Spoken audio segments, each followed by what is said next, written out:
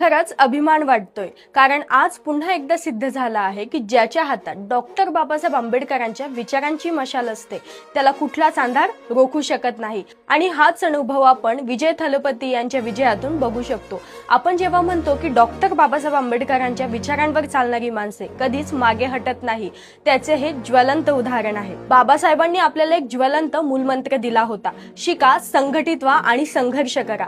हा मंत्र केवळ फक्त पुस्तक वाचण्यासाठी नाही, तर तो जीवन जगण्यासाठीही खूप उपयुक्त आहे। जो माणूस सत्ता, संपत्ती आणि प्रसिद्धीपेक्षा आपल्या तत्वांना महत्त्व देतो, त्या व्यक्तीला या जगातली कुठली शक्ती हरवू शकत नाही। बाबासाहेब म्हणायचे की राजसत्ता ही सर्व कुलुपांची गुरुकिल्ली आहे, पण ती किल्ली अशाच लोकांच्या हातात शोभते ज्यांच्या मनामध्ये गोरगरिबांबद्दल आत्मीयता आहे। विजय थलपतीच्या सांगण्यावरून हा एक नव्या युगाचा प्रवास सुरू झालेला आहे।